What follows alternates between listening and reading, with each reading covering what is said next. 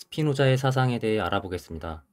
스피노자는 이성을 중심으로 기하학적 방법과 실체의 개념을 사용하여 학문을 전개한다는 점에서 데카르트와 유사한 면을 보이는데요.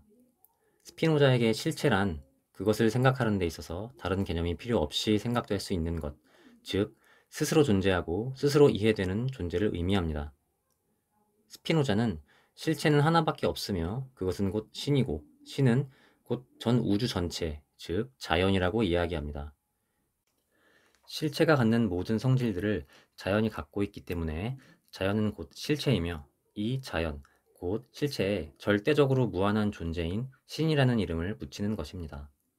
이때 신은 어떠한 의지, 감정, 목적도 없으며 따라서 그 자체로는 가치의 기준이 될 수 없습니다. 이때의 신은 그리스도교에서 보는 만물의 초월적 창조자로서의 인격신이 아니며 따라서 스피노자는 신이 피조물인 인간에게 행위의 규범을 내려주고 인간은 그것을 신성한 의무로 여겨 따라야 한다는 관점 또한 당연히 거부합니다. 신에 대한 스피노자의 이러한 관점을 범신론이라고 할 수 있습니다. 존재하는 것은 무엇이든 신 안에 있으며 신은 절대적으로 무한한 존재, 즉 영원하고 무한한 본질을 나타내고 있는 무한한 속성들을 가진 실체입니다. 여기서 속성이란 지성이 실체의 본질을 구성하는 요소로 지각하는 것을 의미합니다. 스피노자는 무수히 많은 속성 중에서 인간이 실제로 인식할 수 있는 속성을 사유와 연장성, 이 두 가지로 보는데 사유는 정신적 측면, 연장성은 물리적 측면을 의미합니다. 이 물리적 측면을 인간에 적용해 보면 이는 육체에 해당합니다. 정신과 신체가 별개의 실체로 존재하며 상호작용한다는 데카르트의 이원론과는 달리 스피노자는 정신과 신체가 동일한 실체의 다른 표현이며 서로 동시적이지만 독립적이고 상호작용하지 않는다고 보았습니다. 이것이 곧 스피노자의 심신병행설이라고 할 수 있습니다. 스피노자는 자연을 능산적 자연과 소산적 자연으로 구분하는데요. 생산하는 자연, 불변하는 자연 법칙으로도 표현할 수 있는 능산적 자연은 실체와 그 속성들을 의미하며 생산된 자연, 변동하는 자연 현상으로도 표현할 수 있는 소산적 자연은 신의 속성들의 모든 양태들을 의미합니다. 여기서 양태란 실체의 변화된 모습으로 다른 것에 의존하는 의존적 존재를 의미합니다. 신의 속성들의 양태로 구성된 세계와 그 안에 있는 만물은 필연성에 따라 움직입니다. 스피노자는 만물은 신의 본성의 필연성에 따라 결정되어 있으며 사물들이 본성 속에서 우연적인 것이란 허용될 수 없다고 말합니다. 모든 것이 필연성에 따라 결정되어 있다고 보는 스피노자는 인간의 자유의지 또한 부정하는데요. 스피노자는 인간이 스스로 자유롭다고 믿는 것은 그들이 자신들의 행동을 인식하는 반면 그 행동을 규정하는 원인들에 대해서는 무지하기 때문이라고 합니다. 이러한 스피노자의 관점은 기계론적 세계관으로 아리스토텔레스의 목적론적 세계관과 차이가 있습니다. 아리스토텔레스는 세계 자체를 하나의 목적론적 체계로 보지만 스피노자의 자연, 즉 신은 의지가 없으며 따라서 세계 전체가 추구할 어떤 목적이라는 것이 있을 수 없고 세계는 인과적 필연성에 따라 움직이는 거대한 자동 기계와 같다고 보았습니다. 조금 전에 이야기했던 양태에 대해 조금 더 이야기해보자면 스피노자는 모든 양태들의 본질을 코나투스라고 봅니다. 이 코나투스는 자신의 상태를 그대로 유지하게 하는 힘, 즉 자기 보존의 노력이라고 할 수 있는데 각각의 사물 안에 들어있는 이 힘은 무한한 자연의 역량의 한 부분으로서 이 자연의 역량이 개별적이고 특정한 방식으로 표현되는 것입니다. 스피노자는 정신의 측면에서만 표현되는 코나투스를 의지, 정신과 신체에서 동시에 표현되는 코나투스를 욕구라고 이야기하며 유한한 양태인 인간의 본질을 욕구라고 정의합니다. 이 욕구에 자기 자신에 대한 의지가 결합되면 그것을 욕망이라고 하는데 사실상 욕구와 욕망은 동일한 것으로 볼 수 있습니다. 이 욕구와 욕망은 인간이 사물들에 대해 가치평가를 하는 근원이 됩니다. 스피노자는 우리가 어떤 것을 욕망할 때 실제로는 우리가 그것을 좋은 것이라고 먼저 판단했기 때문에 욕망하는 것이 아니라 우리 자신의 본성 자체에 의해 그것에 먼저 끌리게 되기 때문에 그것을 좋은 것이라고 말하게 되는 것이라고 이야기합니다. 가치는 우리의 욕구와 무관하게 세계 내에 존재하는 것이 아니며 어떤 사물에 대한 좋다 또는 나쁘다의 평가는 사물 그 자체의 객관적 성질을 나타내는 것이 아니라 우리가 사물을 비교함으로써 지어내는 관념에 지나지 않는 것입니다. 결국 코나투스는 인간 존재의 원리임과 동시에 가치평가의 근원이 되며 도덕의 원리가 되는 것입니다. 스피노자는 다음과 같이 말합니다. 덕의 기초는 고유한 존재를 유지하려는 노력 자체이며 행복은 인간이 자신의 존재를 유지할 수 있는 것 안에서 성립한다. 즉, 코나투스는 곧 덕이며 이성의 인도에 따라 자기 존재를 유지하는 것이 곧 행복이라는 것입니다. 우리는 코나투스에 따라 행위 역량, 활동 능력을 증대시키는 것을 추구하는데 우리의 활동 능력을 증대하는 것에 대해 우리는 기쁨을 느끼며 이것이 곧 선이 됩니다. 즉, 자기 보존에 도움이 되는 것이 선이라는 것인데 스피노자가 볼 때 정신의 최고 선은 신을 인식하는 것입니다. 스피노자는 신에 대한 직관적 인식에서 생기는 정신의 만족을 최고의 행복으로 간주합니다. 이 부분에 대한 내용은 잠시 후에 알아보도록 하겠습니다. 우리의 활동 능력 증대가 기쁨, 선과 연결되고 우리의 활동 능력을 감소시키는 것에 우리는 슬픔을 느끼며 이것이 곧 악이 됩니다. 그런데 인간이 자신의 존재를 유지하는 것이 곧 덕과 행복으로 연결된다고 해서 스피노자의 사상을 이기주의 윤리 이론으로만 볼 수는 없습니다. 스피노자는 이성의 인도에 따라 자기 이익을 추구하는 사람은 모든 사람에게 공통이 되는 이익을 증진시키며 이를 위한 협력의 행위도 증진시킨다고 봅니다. 스피노자는 감정을 신체의 행위 역량을 증대시키거나 감소시키고 촉진하거나 억제하는 실체의 변향들이자 동시에 이러한 변향들에 대한 관념들로 정의하고 욕망, 기쁨, 슬픔을 세 가지 기본적인 감정으로 봅니다. 이때 외부 대상을 원인으로 하는 감정에 대한 타당하지 않은 관념을 지녀 나 자신이 감정의 타당한 원인이 되지 못하는 감정을 수동적 감정, 즉 정념이라고 하며 이 정념은 모든 슬픔과 일부 기쁨을 포함합니다. 그리고 감정에 대한 타당한 관념을 지녀 나 자신이 감정의 타당한 원인이 되는 감정을 능동적 감정이라고 합니다. 여기서 타당한 원인이라는 것은 어떤 결과를 완전하게 설명해주는 원인을 의미하며 타당하지 않은 원인이라는 것은 어떤 결과를 단지 부분적으로만 설명해주는 원인을 의미합니다. 스피노자는 유한한 양태인 인간은 정념에 필연적으로 예속된다고 보았는데 이때 예속은 정념의 통제와 억제에 대한 인간의 무능력을 의미합니다. 예속의 반대 개념인 자유는 정념으로부터의 해방과 자기결정을 의미합니다. 실체, 즉 자연으로 볼 수 있는 신은 자유로운데 어떤 외부의 원인에 의하지 않고 자신의 본성에 의해서만 움직이기 때문입니다. 우리 인간이 자유롭기 위해서는 정념에서 벗어나야 하는데 정념에서 벗어나기 위해서는 정념에 대한 객관적인 인식, 즉 정념의 타당한 원인을 파악함으로써 정념에 대한 타당한 관념을 지녀야 합니다. 정념에 대한 타당한 관념을 지닌다는 것은 곧 정념의 원인이 외부에 있는 것이 아닌 자기 자신이 정념의 타당한 원인이 된다는 것을 의미합니다. 스피노자는 인식을 세 가지로 구분합니다. 첫 번째는 일종 인식으로 상상입니다. 상상은 감각적 지식을 의미하며 상상으로는 참된 지식을 얻을 수 없습니다. 두 번째는 이종 인식으로 이성입니다. 이성은 타당한 인식을 할 수 있는 인간 정신의 고유 능력으로 공통 개념에 기초하여 사물의 일반적인 속성을 파악하고 사건들 사이의 인과관계 및 개별 사물들이 상호 연관성을 인식할 수 있습니다. 여기에서 세계의 필연성을 파악할 수 있지만 이성으로 사물의 본질을 완전히 파악하기는 어렵습니다. 스피노자의 세 번째 인식은 삼종 인식으로 직관지라고도 합니다. 이는 신에 대한 지적인 직관으로 신의 본질에 대한 인식에서 실제들 또는 사물들의 본질에 대한 인식으로 나아가는 것입니다. 스피노자는 일종 인식이 거짓의 유일한 원인이라고 보며 이종과 삼종 인식은 필연적으로 참이라고 보았습니다.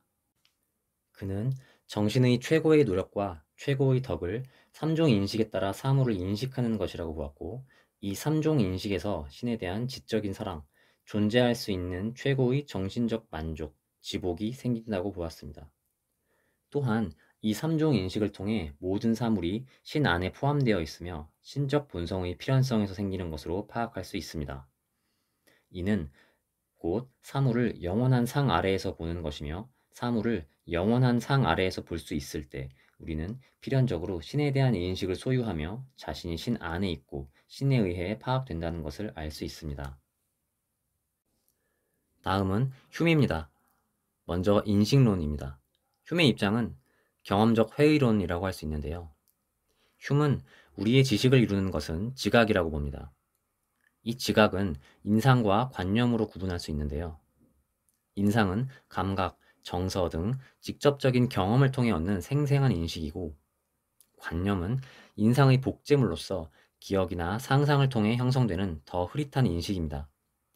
예를 들면 지금 내가 고양이를 본다면 그것은 인상, 그 후 내가 본 고양이를 상상한다면 그것은 관념이 되는 것입니다.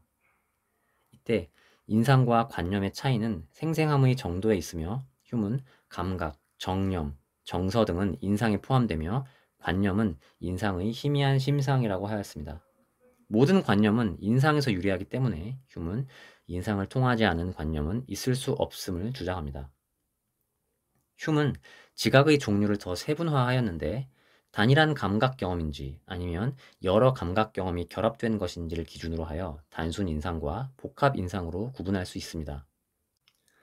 예를 들면 특정한 색깔의 경험은 단순 인상이고 사과에 대한 인상은 여러 감각, 색, 모양, 향 등이 결합된 복합 인상입니다. 또한 경험의 출처를 기준으로 하여 감각 인상과 반성 인상으로 구분할 수 있는데 감각 인상은 외부 세계에서 감각을 통해 얻는 인상들이고 반성 인상은 내부의 감정이나 열정, 즉 우리의 내면에서 관념들이 개입될 때 발생합니다.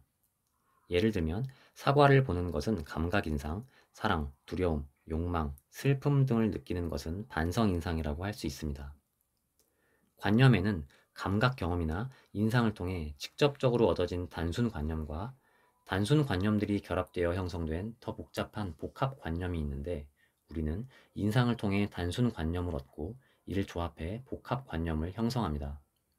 예를 들면 황금산은 황금과 산이라는 두 단순 관념을 결합하여 만든 복합 관념입니다. 황금산이라는 관념도 결국 인상에서 생긴 관념들이 결합된 것이기 때문에 궁극적으로는 인상에 기초한 것이라고 할 수 있습니다. 결국 인상을 통하지 않은 관념은 있을 수 없다는 것입니다. 인간은 상상력을 바탕으로 관념들을 연결하며 사고하는데요.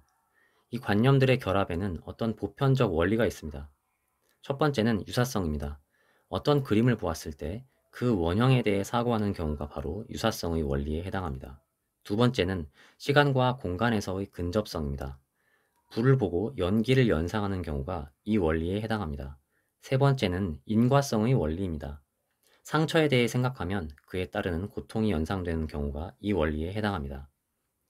이렇게 휴은 인간은 인상과 관념의 결합을 통해 새로운 개념을 형성한다고 보았는데 그의 입장은 결국 모든 지식은 경험에 근거한다는 것입니다. 휴은 인과적 필연성에 대해 알 수 없다고 주장합니다. 휴은 인과적 필연성이라는 관념에 대응하는 인상은 없으며 인과관계는 우리가 경험한 것이 아니라 우리의 경험과 습관에 의해 형성된 것이라고 주장하는데요. 인간은 반복된 경험을 통해 사건들 사이의 관계를 인식할 수 있는데 예를 들면 불이 타는 것을 여러 번 경험한 후에 불은 열을 발생시킨다 라고 생각하게 된다는 것입니다. 이렇게 되면 인과적 필연성은 사실적인 것이 아니고 심리적인 것으로 됩니다. 흉은 물질적 실체에 대해서도 회의적인 입장을 가지고 있었는데요. 실체라는 것은 우리의 경험을 초월한 어떤 본질적인 것이 아니라 우리가 경험한 여러 가지 인상들이 반복되고 결합되면서 만들어진 것이라고 주장합니다. 예를 들어 우리가 책상이라는 사물을 바라볼 때 책상의 색깔, 모양, 질감 등의 개별적인 인상들이 우리의 의식에 들어오게 되는데 우리는 이 개별적인 인상들을 결합하여 책상이라는 실체를 형성하게 된다는 것입니다. 흉은 정신적 실체인 자아에 대해서도 회의적인 입장을 갖는데요. 그는 우리가 자아 자체를 직접 경험할 수 없으며 자아는 우리가 경험하는 다양한 인상과 관념의 집합, 즉 지각들의 묶음일 뿐이라고 보았습니다. 휴문, 신에 대해서도 회의적인 관점을 갖는데요. 특히 우주의 자연적 질서는 그것을 창조한 창조자가 없이는 생겨나지 못한다. 따라서 우주의 자연적 질서를 창조한 신이 존재한다. 라고 보는 목적론적 증명에 대해 비판하는데요. 비판의 요지는 인과적 필연성과 자아에 대한 회의에서 설명한 바와 같이 우리가 직접 경험한 것이 아니라는 것입니다. 결국 휴은 어떤 것이 존재하기 위해서는 그 어떤 것에 대한 인상이 있어야 한다는 것을 주장하는 것입니다. 어떤 관념에 대응하는 인상이 없다면 그 관념은 인간의 상상력에 기반한 허구일 수 있다는 것입니다. 휴무의 윤리로는 주정주의라고 할 수 있는데요. 왜냐하면 감정이 중심이 되기 때문입니다. 휴문, 쾌락과 고통은 인간 정신의 주요 원천이며 모든 정념들의 기초라고 보았는데 쾌락과 고통을 바탕으로 생겨나는 정념들이 바로 인간 행위의 동기가 됩니다. 여기서 정념이란 인상들의 관념이 개입된 반성인상이라고 할 수 있는데 휴은 정념만이 인간 행위의 동기가 되며 이성은 그 어떤 의지적 행위의 계기가 될 수 없고 이성은 의지를 지도함에 있어서 정념에 대립할 수 없다고 보았습니다. 휴은 도덕은 판단되기보다 느껴지는 것이다. 이성은 정념의 노예이다 등을 이야기하며 행위의 동기도 도덕적 선악 구별의 근거도 이성이 아닌 정념임을 주장하였습니다. 그렇다면 왜 이성은 행위의 동기도 도덕적 선악 구별의 근거도 되지 못할까요? 이성의 기능을 중심으로 살펴보겠습니다. 흉은 이성을 참이나 거짓을 발견하는 능력으로 정의합니다. 흉이 볼 때 이성은 두 가지 기능을 갖습니다. 첫 번째는 논리적으로 증명 가능한 참이나 거짓을 발견하는 것입니다. 논리적으로 증명 가능한 참이나 거짓은 관념들 간의 관계에서 드러나는데 이 관계는 유사성, 모순성, 성질의 정도, 양이나 수를 의미합니다. 이성이 도덕성을 판단할 수 있다면 도덕적 옳음과 그름, 선과 악이 이 네 가지 관계로 설명될 수 있어야 합니다. 하지만 흉은 그렇지 않다고 말합니다. 흉의 예시를 설명해보자면 우리는 존속 살해라는 행위에 대해 고통의 감정을 느끼지만 나무의 종 중에는 참나무와 같이 자신의 씨앗을 떨어뜨려 자신 아래 묘목이 싹트게 하고 묘목이 점점 자라서 결국 어미나무를 뒤덮어 도태시키는 상황에 대해서는 존속 살해의 상황에서 느꼈던 그런 감정들을 느끼지는 않습니다. 존속 살해와 참나무의 예시는 관계들의 측면에서는 다르지 않습니다. 즉, 관념들 간의 관계를 파악하는 이성의 기능으로는 그 차이를 알 수가 없다는 것이죠. 두 상황에서 우리는 감정의 차이만을 발견할 수 있고 존속 살해의 경우에서만 우리는 고통, 분노, 미움의 감정 등을 느낄 수 있습니다. 결국 이성의 논리적 증명으로는 도덕적 선악 판단을 할 수 없으며 논리적 참거짓은 그 자체로 의지를 움직일 수 없다는 것입니다. 이성의 기능 두 번째는 경험을 통해 지식의 참이나 거짓을 판단하는 것입니다. 하지만 흉은 두 번째 기능을 확인해 봐도 이성은 도덕적 선악 판단을 할 수 없다고 결론 내리는데요. 이성의 경험적 추론은 대상의 정보만을 제공하는데 행위의 동기는 대상들이 정보에서 나오는 것이 아니고 대상에 대한 욕구나 혐오 같은 감정에서 나오며 도덕적 선악 판단이 경험적 사실들이 원인과 결과를 탐구하는 과정에서 발견되려면 덕이나 악덕이라고 부를 수 있는 어떤 대상이 존재해야만 하는데 우리가 덕이나 악덕에서 발견할 수 있는 것은 대상이 아닌 감정뿐이라는 것입니다. 결국 이성의 경험적 추론으로는 도덕적 선악 판단을 할 수 없으며 이성의 경험적 추론으로 파악할 수 있는 대상의 정보만으로는 의지를 이끌어낼 수 없다는 것입니다. 앞서 살펴본 바와 같이 흉은 이성은 행위의 동기도 도덕 판단의 근거도 될 수 없음을 주장하는데요. 흉은 이성은 감정에 대립할 수 없으며 행위 및 동기에 있어서 이성의 역할은 감정에 봉사하고 감정을 지지하는 것뿐이라고 합니다. 그렇다고 행위 산출에 있어서 이성의 역할이 전혀 없는 것은 아닌데 흉은 행위 산출과 관련하여 이성은 첫 번째, 감정이 의도하는 목적에 도달하는 수단에 관한 정보를 제공해 줄 수 있는 도구적 이성의 역할을 할 수 있고 두 번째, 감정에 동반되는 신념의 타당성과 진실성을 밝히는 사실 판단의 역할을 할 수 있다고 주장합니다. 결국 도덕적 옳고 그름 또는 선과 악은 도덕 감정을 통해 구별되는데요. 도덕 감정은 곧 시인과 부인의 감정이고 이 시인과 부인의 감정은 일종의 쾌락과 고통의 감정입니다. 이때 모든 쾌락이나 고통의 감정이 도덕 감정이 되는 것은 아닙니다. 도덕적 구별을 위한 쾌락은 어떤 특성을 가지고 있는데 이 쾌락은 성격과 행동에서 발생한다는 것, 그리고 그 성격과 행동이 우리의 개별적 이익과는 무관하게 일반적으로 고려된 경우에 쾌락을 주거나 고통을 주는 것이어야 합니다. 우리는 자신의 입장에만 치우치지 않는 공평무사한 관점을 도덕 판단의 기준으로 삼을 수 있는데 이를 일반적 관점이라고 합니다. 우리는 다양한 경험을 통해 자신의 생각을 교정하는 반성 활동을 거쳐 일반적 관점을 가질 수 있습니다. 이렇게 일반적 관점에 따라 도덕 판단을 내리는 사람을 공평한 관찰자라고 할 수 있습니다. 또한 도덕 감정에는 긍지와 소심, 사랑과 미움이라는 2차적 정념이 뒤따르게 되는데 긍지와 소심은 자기 자신에 대한 도덕적 평가와 관련이 있고 사랑과 미움은 타인에 대한 도덕적 평가와 관련이 있습니다. 예를 들면 어떤 비도덕적 행위에 대해 우리는 부인의 감정을 가지면서 행위자에 대해 미움의 감정을 가지게 되며 어떤 도덕적 행위에 대해 우리는 시인의 감정을 가지면서 행위자에게 사랑의 감정을 느낀다는 것입니다. 이러한 휴메 입장에서 도덕적 선악은 도덕적 시인이나 부인의 감정을 바탕으로 하며 객관적 실제가 아닌 주관적 감정이라고 할 수 있습니다. 그렇다면 휴메 입장에서 도덕적 평가는 무엇에 초점을 맞출까요? 휴메 도덕 이론에서 도덕 감정의 도덕적 평가는 행위가 아닌 성품에 초점이 맞추어져 있습니다. 행위는 순간적으로 일어났다가 금방 사라지며 행위 당사자의 지속적이고 항상적인 요인, 즉 성품이나 성향에서 유래하지 않은 경우가 있기 때문입니다. 휴은 도덕성의 판단 기준으로 일시적인 행동보다는 행위 당사자의 지속적인 성품이 적합하다고 본 것입니다.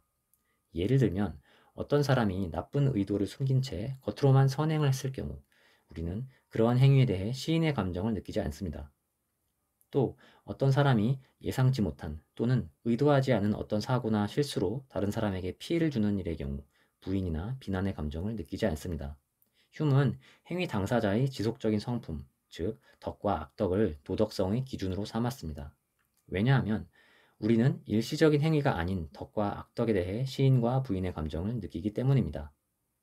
정리하자면 덕은 지각자에게 시인의 감정을 일으키는 성품인데 도덕성의 기준은 일시적 행위가 아닌 지속적 원리, 즉 행위와 감정의 경향성인 성품으로 판단해야 하기 때문에 덕과 악덕이 도덕성의 기준이 된다는 것입니다.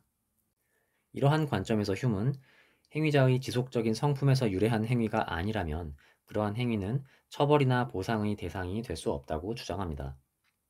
휴메에 따르면 인간의 모든 행위는 그 동기가 정념에 있으며 따라서 도덕적이거나 비도덕적인 행위의 동기가 되는 덕과 악덕 또한 정념에 속합니다. 휴이 제시하는 덕은 행위자의 실체적 특성이 아닌 특정한 성향에 대해 관찰자가 느끼는 지각으로 볼 수 있으며 따라서 덕은 곧 관찰자가 시인의 감정을 느끼는 정념이고 덕의 유무는 관찰자의 감정적 평가에 따라 결정됩니다. 그렇다면 덕들이 우리에게 시인의 감정을 일으키는 근거는 무엇일까요? 바로 유용성입니다. 휴은 유용성이 우리에게 시인의 감정을 불러일으킨다고 봅니다. 그런데 이 유용성은 특정 개인에게만 유용한 것이 아닌 사회적 유용성, 사회의 행복을 의미합니다. 유용성을 강조하는 이 부분은 공리주의에 큰 영향을 주었다고 합니다. 휴은 덕의 종류로 자비심, 친절함, 겸손함, 신중함 등의 자연적 덕과 정의 등 사회적 차원의 인위적 덕을 제시하는데요. 자연적 덕은 인간 본성에 기초한 덕으로 사회적 협력 없이도 자연스럽게 우리의 감정과 성향에서 비롯되는 덕이고 인위적 덕은 사회적 구조와 협력 속에서 형성된 덕으로 인간의 본성보다는 사회적 규칙과 관습에 의해 만들어진 덕입니다.